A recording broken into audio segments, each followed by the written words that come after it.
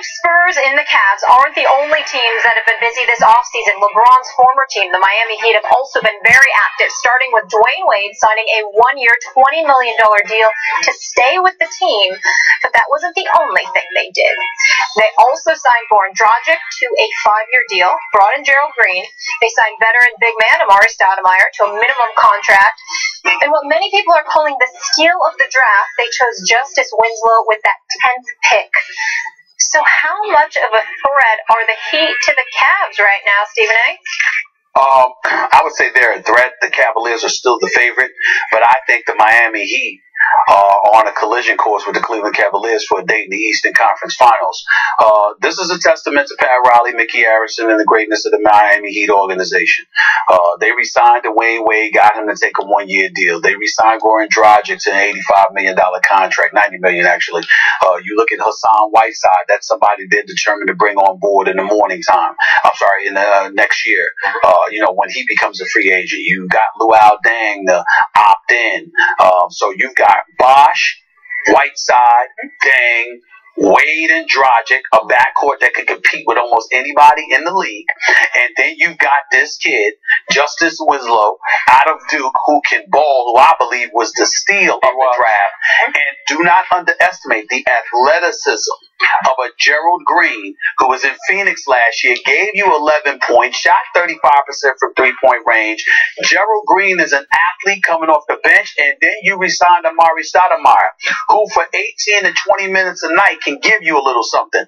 Pat Riley is coming. Pat Riley's mentality has always been, from the moment that LeBron James left, Pat Riley's mentality has always been, do not judge from year one. Obviously, it's a devastating loss for us. But let's see who does what over the next 5 years. That's Pat Riley's mentality. And the Miami Heat are clearly coming. Make no mistake about it. Now, I'm quite sure Pat Riley didn't like to see Dwayne Wade with the pictures with the lovely wife Gabrielle, with LeBron and Chris Paul on that little boat in the water for vacationing together, the banana boat. I'm quite sure Pat Riley did not like that because Pat Riley's old school. We talked about this. And, as far as he's concerned, LeBron is the enemy, and he wishes Dwayne Wade felt the same way. Dwayne Wade obviously doesn't because that's his brother. He loves him dearly, but that doesn't mean that D-Wade ain't going to go at him when they get on the court. Things are getting very, very interesting in the East because let's face reality. As a man who covered the Eastern Conference Finals, no disrespect because I had no problem being in the ATL for a couple of weeks at all. But the bottom line is, would I have preferred to be in South Beach? Yes. And I think that it is inevitable, and I think that you are going to see Miami and Cleveland in the Eastern Conference Finals next year, and I don't think Pat Riley's finish wouldn't surprise me if another move was made before the trading deadline. For the first time on our return show, I agree with every point you just made, except for your big picture premise. I think right now on paper, I like this team so much. I think right now on paper, it's a little better than the Cavaliers. Wow. Right now. Now, again, health is going to be a huge factor. I was I'm going to go to shocked, pleasantly shocked that Dwayne decided to stay for the 1 year at $20 million. He had made a lot of noise about going a lot of other places. We know all the other scenarios. This is great. I think he will be on a mission. And if, with the help of the great Tim Grover, he can stay 90% healthy next year, maybe a little healthier than he was this past season, and Chris Bosh can get and stay, God bless him, healthy. They got Josh McRoberts back from his injury. So if this team has health next year, I think it can dethrone in the East LeBron's team. Well, listen, I'm not going to completely knock that theory because when you look at those guys, they're literally 10 deep. You can put Amari in the game. Yeah. You can put Gerald Green in the game. Mario Chalmers, you can put in the game. And Birdman, Chris Anderson. Excuse me. Yeah. What makes it interesting, and stay with me here, when I look at Miami, you know who I see in terms of the Cavaliers competition? I see San Antonio. Let me explain why. Chris Bosh has the ability to pick and pop. He can hit you and hurt you from 15 to 17 feet, and he can hit spot-up threes. Hassan Whiteside is a neutralizer in the paint in terms of his defense and shot blocking prowess. That takes away a post game from guards. In other words, even somebody like LeBron, who's really a forward, but LeBron posting up against Golden State is entirely different than him posting up against Hassan Whiteside in Miami. Just like it would be different him posting up against Tim Duncan and LaMarcus Aldridge in San Antonio.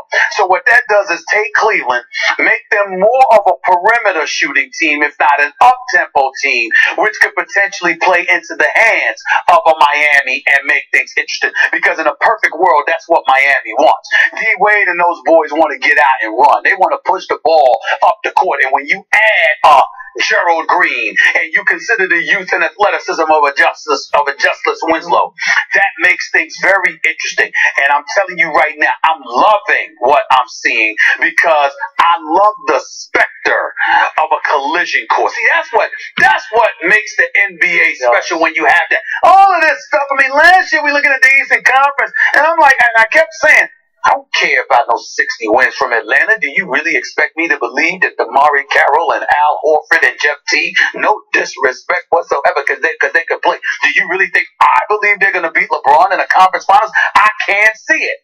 But I'm looking at the fact that it's Miami and Cleveland, and it's a collision course that's imminent. And that's what gets your juices flowing right there. I just can't wait. I just can't wait. It's South Beach against LeBron. The only reason I'm loving it. I cannot dismiss the Atlanta Hawks. Please. They do now have Tiago Stop it. Oh, gosh. Tiago Splitter is now an Don't Atlanta Hawk. Don't waste my Stop time. it. Don't waste my time. Stop it. They'll make the playoffs. They'll make the playoffs. They'll be respectable. They will not fall off the map. But they're not beating Miami, and they're not beating Cleveland, period. So fair to say, most intriguing matchup in the East during the regular season in post right now looks like Miami and the Cavs. And good thing for D-Wade. He gets to keep his legacy intact. He's making $20 million a year. Not bad. And by the way, he's only making the $20 million a year now for the 1 year because they want room next off season to grab Kevin Durant.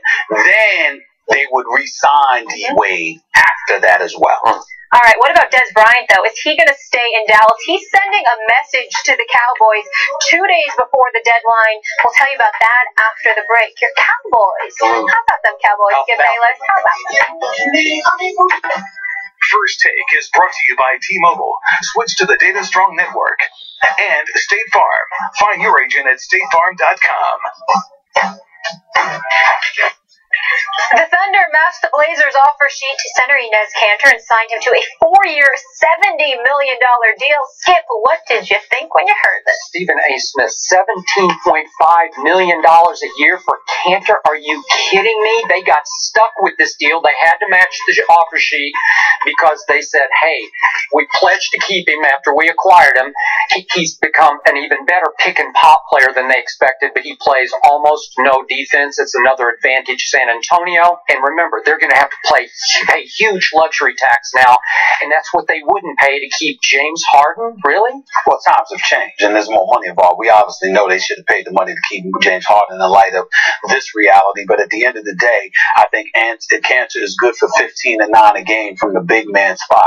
And when you consider the fact that you've got Russell Westbrook and Serge Ibaka defensively, and you've got the offensive juggernaut that is Kevin Durant, everything comes down to his health. If Kevin Durant is healthy, it's still a potential nightmare for the San Antonio Spurs. If he's not healthy, then obviously that bodes well for San Antonio. But I do believe at this price, in today's NBA market, you had to keep an Enes Kantor. You don't find somebody that can give you 15 and 9 from the center position in the NBA consistently. Just look around and think about how tough it is to find, and then you see what the deal is. So he plays almost no defense, and you're going to stand up with the likes of San Antonio with that guy? They say he's improved defensively, but he's got a ways to go. And I'm telling you that what he also, and this is not to absolve him from anything because it's a black mark as far as I'm concerned.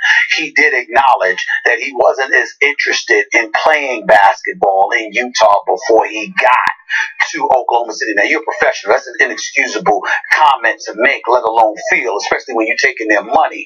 But nevertheless, the level of enthusiasm that he displayed when he was in Oklahoma was clearly absent when he was in Utah. And so the upside is there because only like his 5th year in the league. And he's good for 15-9 with Ibaka, with Durant, and Russell Westbrook.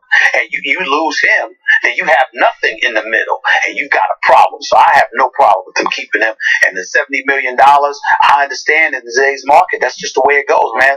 Guys get paid. LeBron's going to get $40 million next year. 40. Money, money, money. Listen, so great to have you guys back. First take from LA. It was fun.